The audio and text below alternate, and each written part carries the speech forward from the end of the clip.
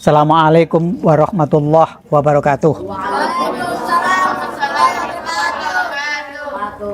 Alhamdulillahirabbil alamin. Ihdinas syiratal mustaqim. Hari ini saya akan bercerita tentang perang Ahzab. Perang Ahzab itu diabadikan oleh Allah di dalam Al-Quran, surat apa namanya? Surat Al-Ahzab. Disebut Ahzab artinya itu bersekutu. Jadi tatkala Nabi Muhammad beserta para muhajirin datang ke Madinah, di Madinah itu sudah banyak suku-suku dan berbagai agama. Ada suku yang beragama Nasrani, ada suku yang beragama Yahudi. Di antaranya ada dua suku besar yang beragama Yahudi, itu disebut Bani Nadir dan Bani Quraisyah. Jadi situasi Madinah itu kayak Indonesia begini. Ada yang beragama Islam, ada yang agama Yahudi, Kristen, Hindu, Buddha. Agar berbagai suku dan berbagai agama itu menjadi satu di dalam masyarakat Madinah, Nabi itu membuat sebuah perjanjian. Itu yang terkenal dengan perjanjian atau piagam Madinah. Intinya perjanjian itu yang paling pokok dan berkaitan dengan kisah hari ini adalah melindungi kawasan Madinah itu secara bersama-sama. Jadi kalau Madinah itu diserang oleh orang lain, maka baik yang Yahudi, baik Nasrani, baik yang Islam itu bersama-sama mempertahankan kota Madinah. Tetapi realitasnya orang Yahudi dari Bani Nadir itu berkhianat. Karena berkhianat dan mengingkari kesepakatan, mereka diusir dari kota Madinah. Akhirnya dia mendirikan pemukiman di luar kota Madinah yang disebut dengan Khaybar. Bani Nadir ini dendam. Karena dia diusir dari kota Madinah, dia menghasut suku-suku lain untuk menyerang Madinah. Suku-suku yang berhasil dihasut itu misalnya suku Quraisy yang ada di Mekah, suku Kinanah, suku Ghatafan, dan beberapa suku lain yang dihasut untuk menyerang kaum muslimin yang ada di Madinah. Dan hasutan Bani Nadir itu menjadi realita, menjadi kenyataan. Sehingga suku-suku itu berkumpul, bisa menghimpun tentara untuk menyerang Madinah itu kurang lebih 10.000 tentara. Padahal di Madinah penduduknya itu kurang lebih 3.000-an. Jadi kalau dihitung-hitung, kalau semua orang Madinah itu ikut berperang, yang tua, yang muda, yang laki, yang perempuan, yang munafik, yang Muslim, yang Yahudi, itu sekitar 3.000-an. Jadi secara kekuatan tentara 3 kali lipat. Mendengar berita bahwa orang Mekah dan beberapa suku sekitarnya itu mau menyerang Madinah, tentu saja orang Madinah itu gentar. Ya bayangin 3.000 ngelawan 10.000. Lalu Nabi mengadakan musyawarah. Bagaimana untuk menandingi kaum Ahzab atau kaum yang bersekutu itu, yang jumlahnya lebih besar dan persenjataannya lebih kuat, lebih lengkap. Dari musyawarah itu ada seorang sahabat namanya Salman Al-Farisi. Disebut Salman Al-Farisi, Farisi itu nama tempat, Parsi, atau sekarang Iran atau Persia. Salman Al-Farisi itu mempunyai strategi yang sangat cerdik. Dia mengusulkan, ya Rasulullah, kalau di tanah airku sana di Persia itu diserang banyak begitu, kita mempertahankan diri dengan membuat parit. Mendengar kata-kata parit itu belum pernah didengar oleh Nabi dan sahabat-sahabat, karena belum pernah ada taktik perang dengan menggali parit.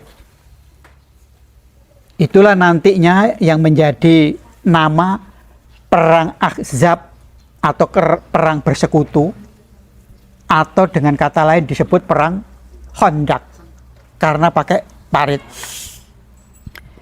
Kecerdasan dari Salman Al-Farisi itu seperti ini kalau ditunjukkan pakai gambar ilustrasi.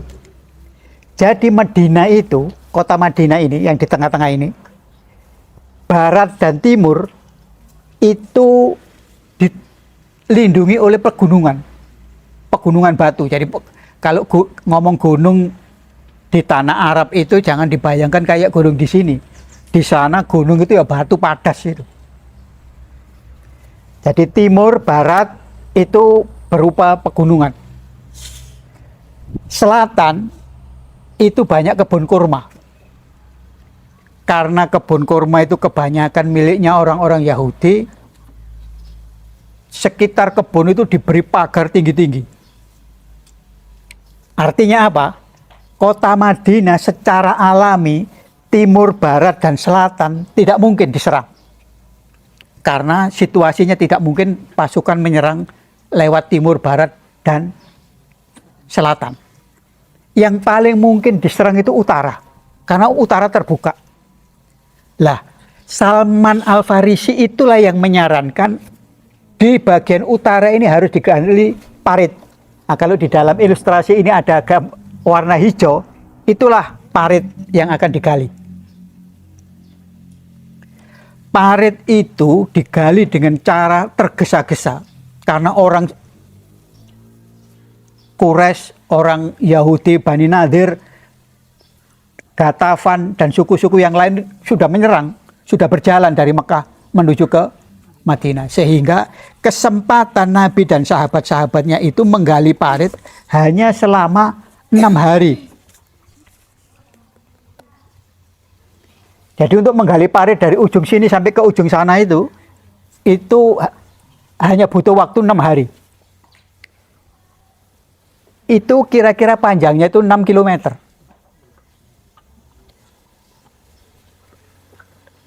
Lebar yang harus digali itu kira-kira antara 5 meter sampai 15 meter. Itu bukan ngarang ya. Jadi Salman itu bukan ngarang. Ya kira-kira 5 meter aja lebarnya parit itu. Bukan ngarang, tapi dengan taktik perhitungan. Kira-kira kuda terbaik saat itu tidak bisa lompat. Jadi berapa meter kira-kira supaya kuda yang terbaik saat itu tuh tidak bisa lompat? Ya sekitar antara 5 sampai 15 meter lebarnya Khandaq atau parit itu. Panjangnya 6 kilometer, lebarnya antara 5 sampai 15 meter, dalamnya supaya kalau ada kuda kecemplung nggak bisa naik itu sekitar 4 meter. Jadi kalkulasi matematik meteran itu bukan hanya berkhayal saja, tapi dengan strategi kuda terbaik saat itu. Itu digali. Ya tentu saja waktu 6 hari itu ada yang semuanya bisa 5-6 meter, ada yang tidak bisa digali semuanya, jadi lebih sempit itu. Itu yang nanti Rasulullah dan sahabat-sahabatnya itu sering berjaga di tempat parit yang nggak sampai 5-10 meter itu, karena dikhawatirkan mereka bisa lompat.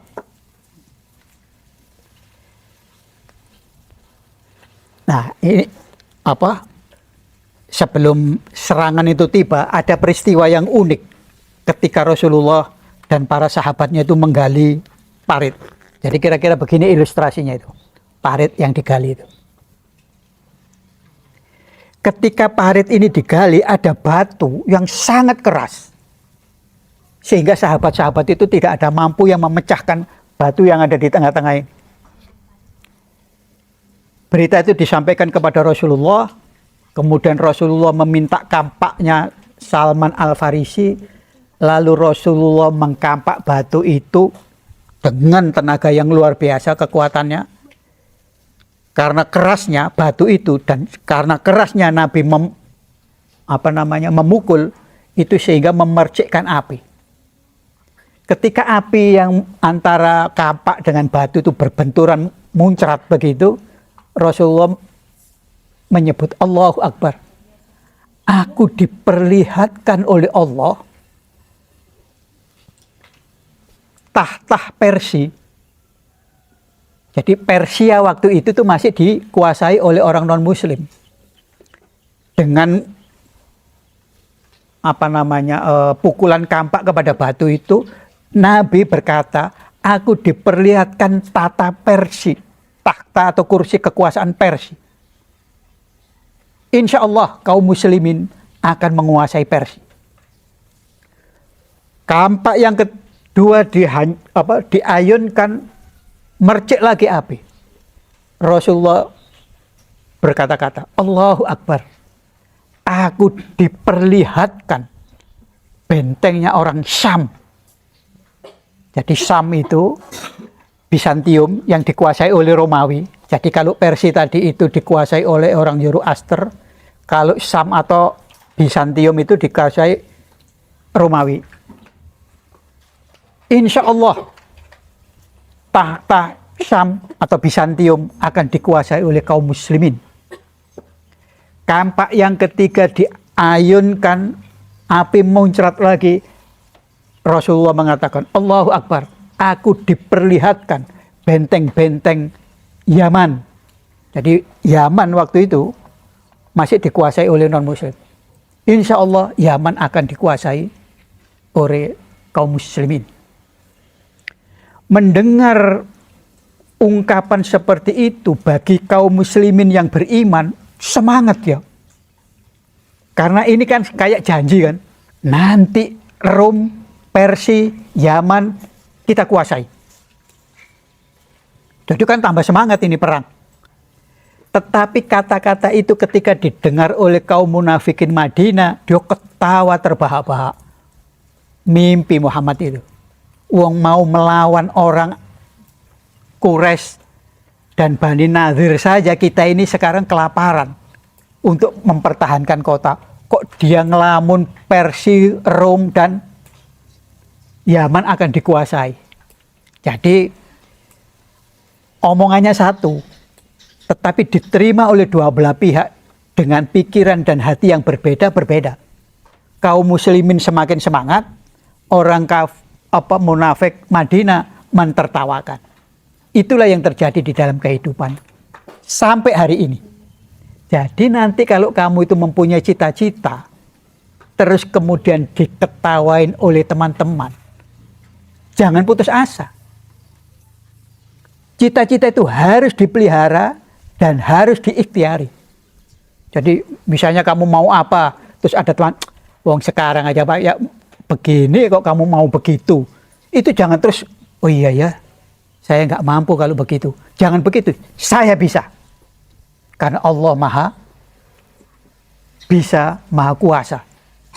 Jadi ini pelajaran pertama. Ketika Nabi ngomong begitu, itu kan situasi kondisi kaum muslimin kan dalam keadaan susah. Bahkan, nah ini, untuk mengetahui betapa susahnya itu kayak apa, itu umum dan masyhur. Tadinya saya tidak mau cerita ini, tapi perlu juga untuk semangat kita. Ketika Nabi itu ikut menggali pasir batu itu, tiba-tiba sahabat itu melihat jubah Nabi itu tersingkap. Perutnya itu ada diikat. Jadi perut Nabi itu diikat sambil ada batu.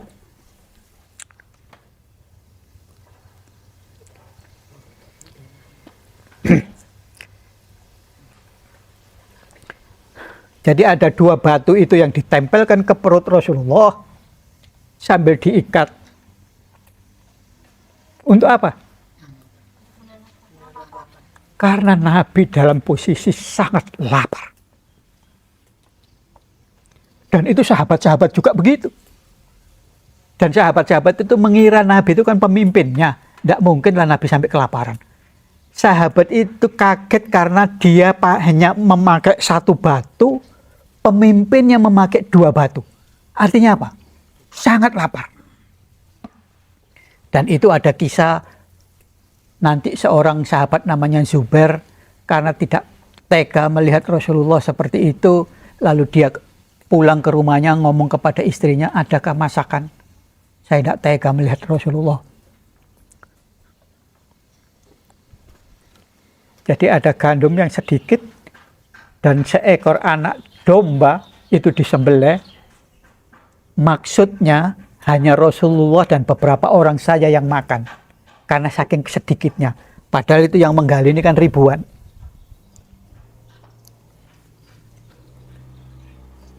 Nabi dibisiki, ya Rasulullah, silakan ke rumah saya, ada sedikit makanan. Tapi rupanya Nabi diumumkanlah semua orang ini. Ayo ke rumahnya Zubair, ada makanan. Jadi istrinya kan kaget, makanan ini sedikit. Tapi kok semuanya diajak. Nah di situ itu saya sampai hari ini, tadinya saya itu belum berani cerita ini karena saya, ini kalau secara kalkulasi rasional apa ini? Kalau di dalam cerita umum kan disebut ini mukjizat. Tetapi saya hendak mencari kalkulasi rasionalnya apa. Jadi Nabi itu ketika datang itu hanya 10 orang yang disuruh masuk. 10 orang masuk, makan, selesai keluar, 10 orang lagi makan. Sehingga makanan yang sedikit itu bisa memenuhi ribuan orang. Ya kalau secara gampang ngomong itulah mujizat Nabi, tapi saya sedang mencari-cari kalkulasi rasionalnya secara manajemen makanan itu apa yang dilakukan oleh Nabi. Pertama itu dicatat di dalam sejarah itu kok 10 orang yang masuk. Itu kan berarti ada sesuatu taktik di dalam membagi makanan yang terbatas tadi. Tapi insya Allah nanti mudah-mudahan saya diberi kemampuan untuk memahami itu, akan cerita itu tadi. Kembali kepada pokok cerita. Jadi Nabi yang ngomong Rum, Persia, Yaman akan dikuasai itu menjadi bahan tertawaan oleh orang-orang munafik Madinah. Kenapa? Lewung sekarang aja kelaparan. Kok mau mengalahkan Rum, Persia dan Yaman?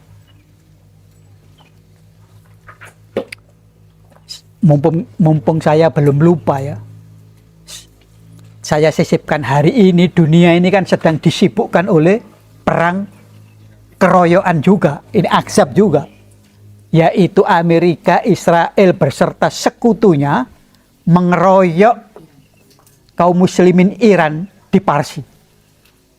Kalkulasi Donald Trump dan Netanyahu cepat dan gampang untuk mengalahkan Iran itu. Kenapa? Karena Iran itu sudah 40 tahun diblokir, diboikot. Tidak bisa berdagang, tidak bisa ekspor impor, hubungan diplomatik banyak diputus 40 tahun.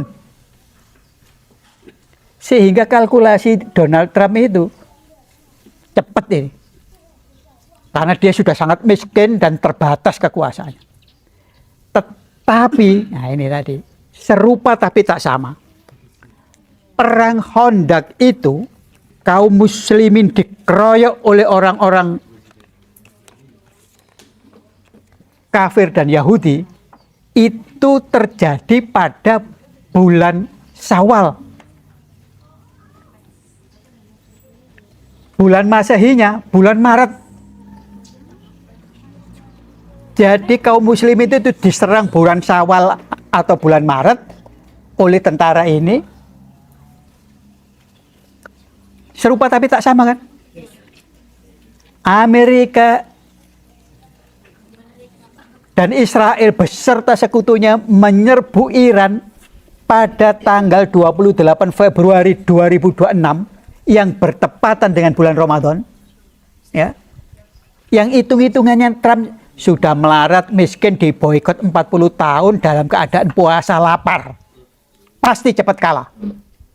Hari ini sudah bulan Dzulhijjah. Iran dikeroyok, Iran sendirian dikeroyok Februari, Ramadan, Syawal, Dzulhijjah. Berapa bulan? Hari ini belum ada tanda-tanda perang itu berakhir. Dan yang paling mengejutkan dunia adalah Iran yang kecil dan 40 tahun diboikot itu mampu membalas dengan kecerdikan yang luar biasa. Mengagumkan dunia. Kembali cerita ini, saya jadi ilustrasinya begini. Kalau perang Khandaq itu hanya seorang Persia yang namanya Salman Al-Farisi dengan taktik strategi membuat Khandaq, parit. Sekarang itu seakan-akan di Iran itu seluruh Iran Salman Al-Farisi. Sehingga apa? Kalau Salman itu di dalam perang Khandaq memakai taktik menggali parit, sekarang ini apakah itu Ali Khamenei almarhum maupun Mujtaba menggunakan taktik perang asimetri. Apa itu perang asimetri? Jadi kalau hitung-hitungan di atas kertas, senjata Iran itu kuala jauh. Jadi ngomongnya itu harus pakai sangat, S-nya itu pakai shot, sangat kalah jauh. Jangankan dengan Amerika, dengan Israel aja kalah jauh. Hitung-hitungan atas kertas loh ya. Jadi misalnya jumlah kapal berapa, drone berapa, rudal berapa, itu kalah. Tetapi kecerdasan orang-orang Parsi itu membuat rudal itu kalau pakai makan MBG mungkin sak kecamatan itu. Mahal harganya itu. Ya. Dan lama membuatnya. Tapi orang-orang Persia hari ini itu membuat drone-drone kecil yang banyak karena murah. Karena harganya murah. Sehingga bisa banyak. Jadi kalau misalnya Amerika itu mengeluarkan rudal misalnya harganya 1 miliar. Ini disaingi hanya ratusan juta saja. Jadi dengan perang yang semakin lama semakin bangkrut Amerika. Kenapa? Karena pelurunya itu mahal. Lah Iran menggunakan peluru-peluru yang murah saat ini. Nah itu yang menjadi kekhawatiran dunia itu, jangan-jangan peluru yang mahal itu masih disimpan. Kembali kepada cerita Khandaq.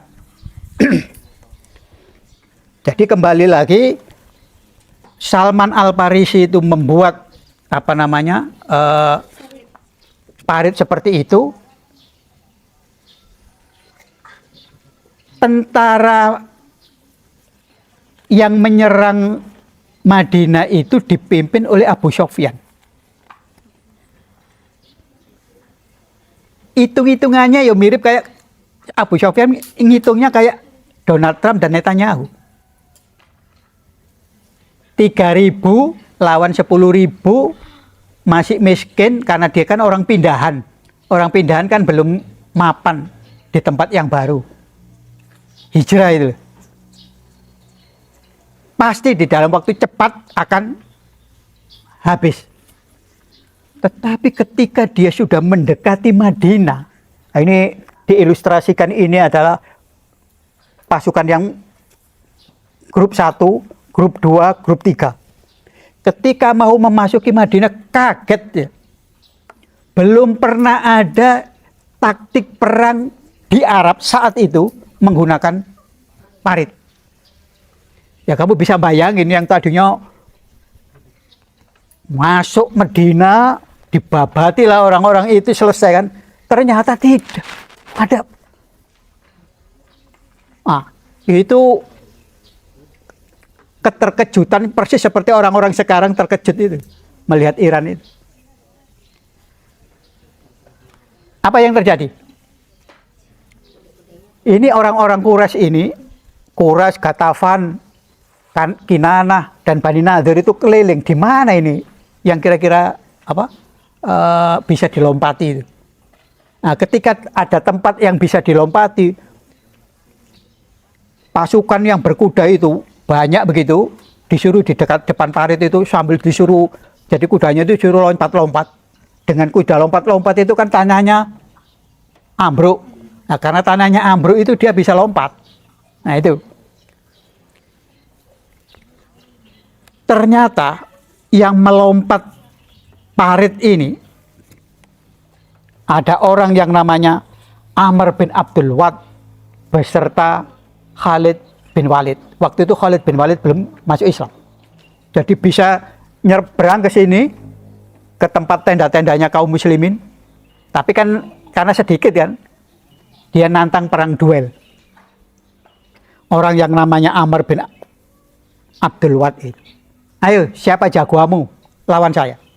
Jadi Amr bin Abdul Wad itu terkenal jagoan, badannya tinggi kekar. Sehingga ya kaum muslimin yang kecil-kecil dan kelaparan itu ya ketakutan lah. Tiba-tiba Ali bin Abi Thalib berdiri, saya ya Rasulullah. Sampai 3 kali Rasulullah itu, jangan kamu. Tapi karena yang kedua Ali lagi, ya maju. Jadi Ali lah yang melawan Amr, jagoan dari orang-orang Quraisy itu. Ini ada foto. Ini foto pedang beserta sarungnya. Pedang ini unik. Jadi pedang kan biasanya lancip satu gitu ya. Ini terbelah 2 gitu. Jadi ujung mata ujungnya itu terbelah begitu. Pedang ini terkenal dengan nama pedang Zulfikar. Itulah pedangnya Ali bin Abi Thalib. Ini hari ini, kalau ini benar asli, itu disimpan di Museum Topkapi di Turki. Nah, ketika sudah 2 orang ini berhadapan-hadapan, perang tanding kan, ada kisah yang menarik. Jadi ketika perang tanding itu terjadi, Ali di atas angin, Amr bin Abdul Wad ini hampir kalah gitu kan. Ketika hendak ditebas begitu, Amr bin Abdul Wad itu meludahi muka Ali bin Abi Thalib. Saya tanya sekarang, kalau kamu berantem, terus kemudian kamu diludahi oleh lawanmu, orang itu kamu lepas, apa tambah kamu pukul? Nah, itu naluri umum seperti itu. Ya bayangin, sudah marah, tiba-tiba diludahi kan gitu, oh tambah. Tapi tidak terjadi. Ali mempunyai kecerdasan spiritual yang begitu tinggi. Jadi ketika dia hendak mengakhiri pertandingan itu diludahi, Ali malah pergi. Ketika ditanya, kenapa kamu pergi? Aku tanding dengan kamu hanya karena Allah. Tapi karena kamu meludahi wajahku, aku jadi marah. Marah bukan tambah dipukul, tapi pergi. Kenapa?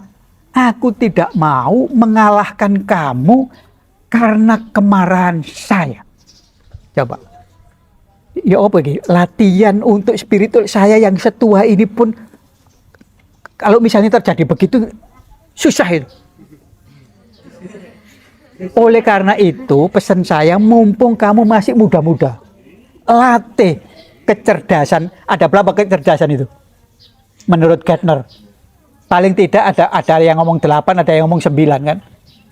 Salah satunya adalah kecerdasan spiritual. Jadi bukan hanya kecerdasan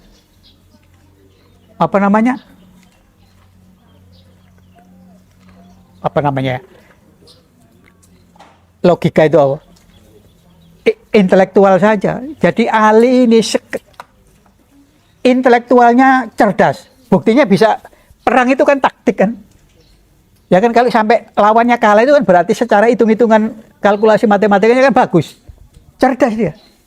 Tetapi ketika mengalami hal yang seperti itu, kecerdasan emosinya dikalahkan dengan kecerdasan spiritual. Tidak mau membunuh siapa? Amr bin Abdul Wad. Tapi dasar Amr bin Abdul Wad itu ya memang emosionalnya kurang bagus. Begitu melihat Ali pergi, dia ambil pedangnya, Ali hendak disebet. Kecerdasan Ali sebagai jago pencak mungkin zaman itu kan, balik dibunuh, matilah Amr bin Abdul Wad. Dan tentara yang ikut nyebrang tadi termasuk Khalid bin Walid balik melompat lagi kembali ke tendanya. Itu cerita tentang kehebatan jago dari pihak kaum muslimin. Nah, selain daripada cerita itu, di dalam peperangan Khandaq ini ada cerita yang menarik. Apa itu? Jadi kalau melihat peta Madinah itu seperti ini, ada dua besar kelompok Yahudi di Madinah itu. Satu Bani Nadir yang sudah diusir ke Khaybar, dan ada lagi satu namanya Bani Quraisyah yang ada di dalam kota Madinah sebelah selatan. Jadi kalau ini perang Khandaq utara, benteng atau kampungnya orang Bani Quraisyah itu ada di selatan. Bani Quraisyah ini, jadi perang itu di mana-mana sampai hari ini pun yang namanya intelijen itu jalan. Jadi ada penyusup dari utara sini ini masuk ke sini yang menghasut Bani Quraisyah. Apa hasutannya? Kamu ngapain diam saja di sini? Ya kan saya sudah mengikat perjanjian dengan Muhammad. Jadi saya diam saja. Kamu nggak mikir? Ini orang banyak loh yang nyerang Madinah ini. Muhammad pasti kalah. Kalau kamu diam tidak mau membantu kami, begitu Muhammad kalah, kamu saya hancurkan.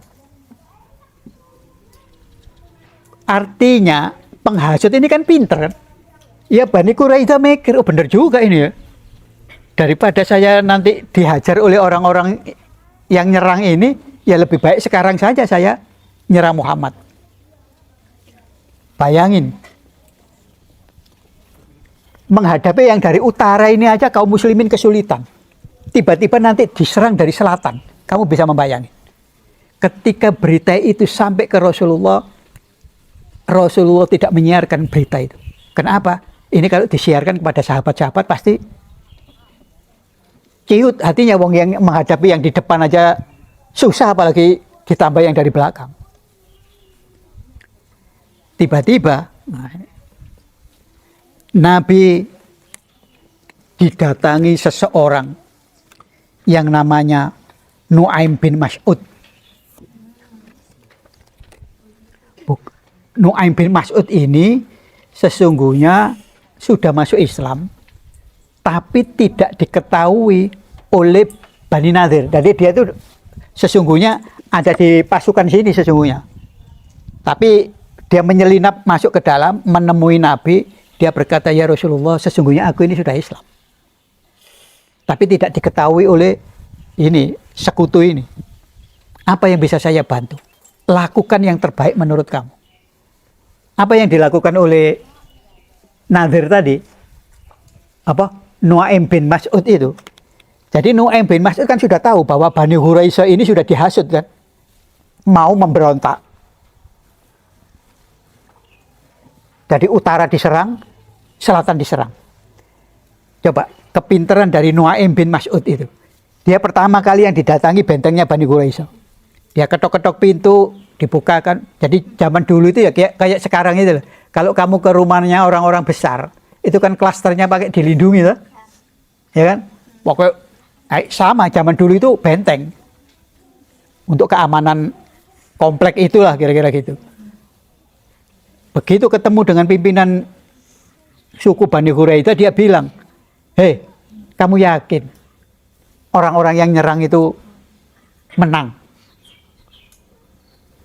Kalau orang-orang yang menang itu apa orang-orang yang nyerang itu menang, ada dua loh yang bisa kamu hadapi. Satu, kamu juga akan ditindas. Walaupun kamu sudah sepakat untuk membela dia. Yang kedua, kalau nanti Muhammad yang menang, kamu itu penduduk Madinah loh. Ya pasti kamu akan dihukum.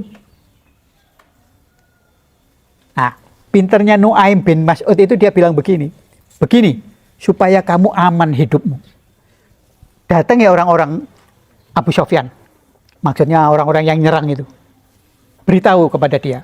Kamu kan tadi cuma dijanji nanti kalau menang kamu akan bebaskan ini itu. Sekarang kamu ngomong, hei orang Quraisy atau Abu Sufyan, beri beberapa orang yang tinggal di benteng saya sebagai sandera, sebagai jaminan. Jadi maksudnya mereka kalah atau mereka menang, kamu itu aman gitu loh. Jadi kalau misalnya mereka menang, mau menghajar kamu, kan kamu punya sandera. Masuk akal juga ini kan gitu. Oke. Ah, setelah dari Bani Quraisy ini, Nuaim bin Mas'ud itu datang ke Abu Sufyan, nyelinap ke sini. Dia ngomongnya apa? Hei Abu Sufyan, itu orang Quraisy membatalkan perjanjian dengan kamu. Dia tetap mengikuti kesepakatan dengan Muhammad. Oleh karena itu saran saya kepada kamu, nanti kalau Bani Quraisy itu minta orang-orangmu tinggal di bentengnya sebagai penjamin, jangan mau. Coba, tadi ngomongnya ke Bani Quraisy, kamu minta orang-orang sebagai penjamin di bentengmu. Tapi Nuaim itu ke Abu Sufyan ngomong, nanti kalau orang Bani Quraisy minta begitu, jangan mau. Karena dia sudah kembali kepada perjanjian dengan Muhammad. Kamu akan ditipu itu. Karena dua-dua orang itu sudah begitu. Dan benar, ketika utusan Bani Quraisy ketemu Abu Sufyan, kan minta orang. Supaya aman saya sebagai penjamin, orang-orangmu tinggal di tempat saya. Kata Abu Sufyan, benar kata Nuaim ini. Berarti dia itu mau membohongi saya. Sampai Abu Sufyan bilang, jangankan manusia, kambing pun tidak akan saya berikan kepada Bani Quraisy. Artinya apa? Sudah terjadi pecah kan? Dengan pecah itu yang untung siapa? Kaum muslimin. Kenapa? Karena Bani Quraisy tidak langsung nyerang kan? Lah, wong saya minta jaminan aja nggak diberi, berarti dia ada iktikat buruk. Sebaliknya Abu Sufyan, lah dia minta jaminan persis omongnya Nuaim. Berarti dia juga akan berbuat buruk. Jadi pecahlah kongsi ini. Sehingga kaum muslimin dengan diplomasi Nuaim bin Mas'ud itu minimal yang dihadapi hanya utara, yang selatan aman. Selanjutnya, ini 1 bulan. Ya. Orang Quraisy dengan sekutunya itu sudah mulai banyak kelaparan. Kenapa? Karena hitung-hitungannya, dia tadi berangkatnya kan, Madinah itu kecil 3.000, kita serang 10.000, dalam waktu singkat habis. Perang selesai. Artinya apa? Logistik yang dibawa itu dihitung sesuai dengan, misalnya paling seminggu selesai. Dia logistik yang dibawa cuma seminggu. Tapi ketika di sini ada parit, dan sudah sampai kepada 1 bulan, perbekalannya habis apa enggak? Habis. Jadi dia kelaparan. Di sini itu sudah tidak ada kebun untuk diambil kurmanya atau apa. 1. Jadi secara logistik dia sudah kalah. Saya kok jadi pikiran saya tergelitik. Insya Allah nanti perang Amerika melawan Iran dengan sekutu-sekutunya itu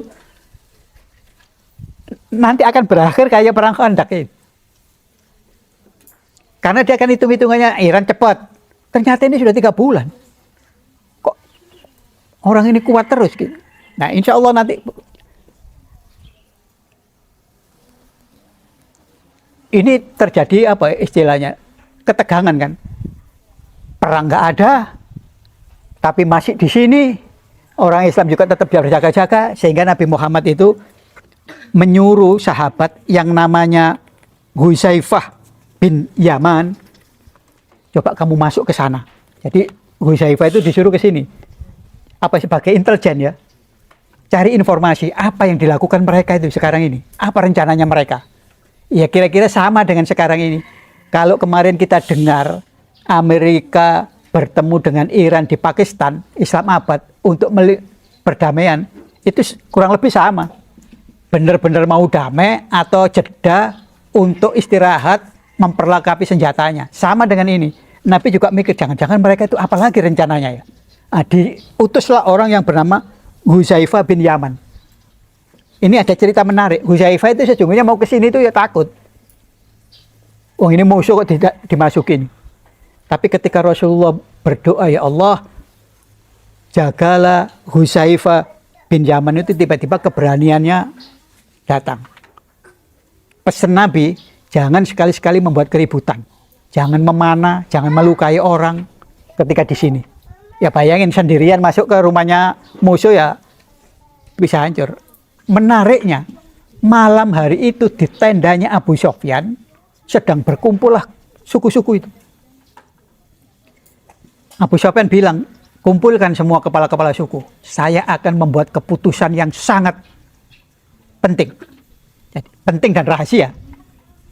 Sehingga Abu Sufyan itu secara intelijen ya bagus juga. Pegang tangan kiri kanan. Jadi orang yang di dalam tendanya itu disuruh pegang tangan kiri kanan. Dan kamu tanya siapa di sisi. Jadi sini tanya sini, sini tanya sini. Kan nanti ketahuan. Siapa Akbar? Siapa Aan? Lu Aan nggak ada ya?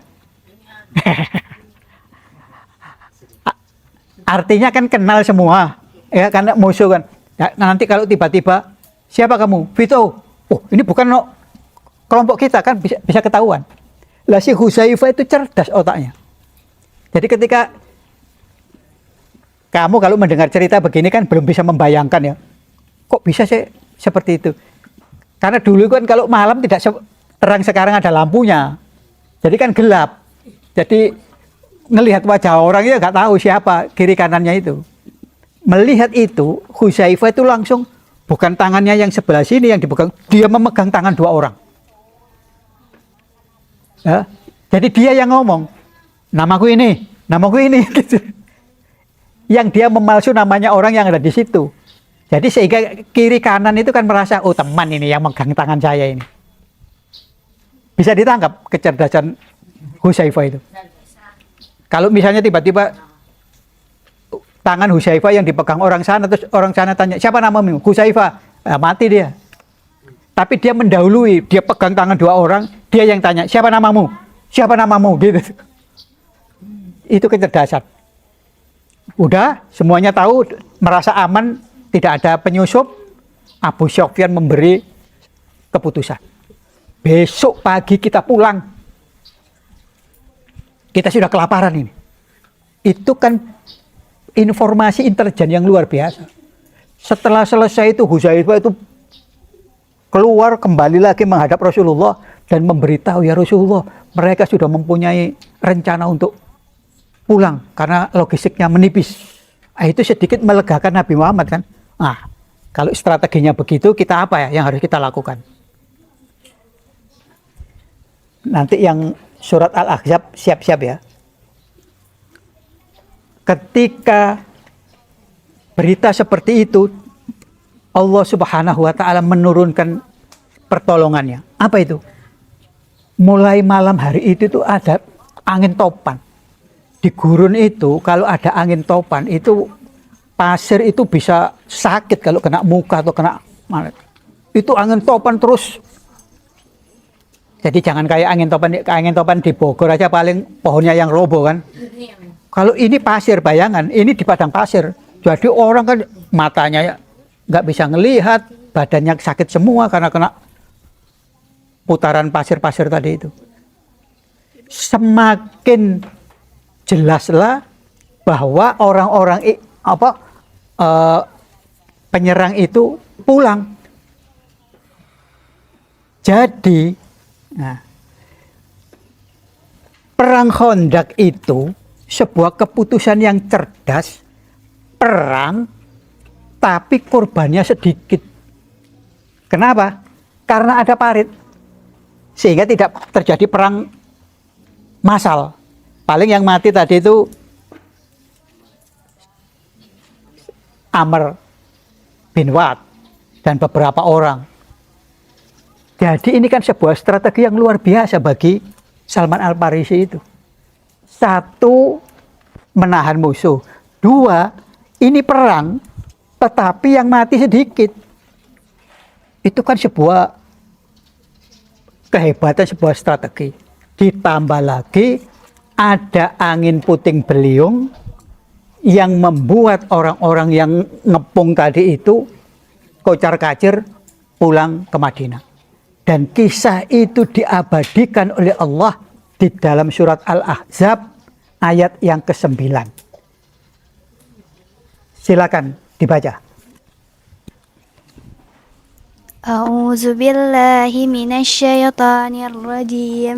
Bismillahirrahmanirrahim. Ya ayyuhallazina amanu zkuru ni'matallahi 'alaikum idz ja'atkum junudun fa arsalna 'alaihim rihan junudun lam tarawha wa kana Allahu bima ta'maluna batsira. Artinya, wahai orang-orang yang beriman, ingatlah nikmat Allah yang telah dikaruniakan kepadamu. Ketika bala tentara datang kepadamu, lalu kami kirimkan kepada mereka angin topan dan bala tentara malaikat yang tidak dapat terlihat olehmu. Allah Maha melihat apa yang kamu kerjakan. Jadi nanti Sadaqallahul azim. kalau kamu nanti ingin mendalami itu tentang perang Khandaq atau perang Ahzab, lembari Al-Quran dari mulai dari ayat 9 sampai berikutnya.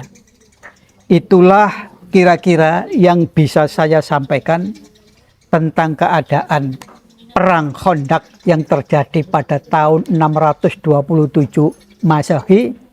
Seakan-akan hari ini berulang kembali dengan serangan Amerika, Israel dan sekutunya ke Iran. Mudah-mudahan Allah Subhanahu wa taala memberi kekuatan, keimanan, ketegaran dan membuat manusia di dalam kehidupan ini menjadi manusia-manusia yang bukan memikirkan dirinya sendiri, tetapi juga manusia-manusia yang memikirkan orang banyak. Wallahu muwafiq ila aqwamit thoriq, wabillahi taufiq wal hidayah. Wassalamualaikum warahmatullahi wabarakatuh. Waalaikumsalam.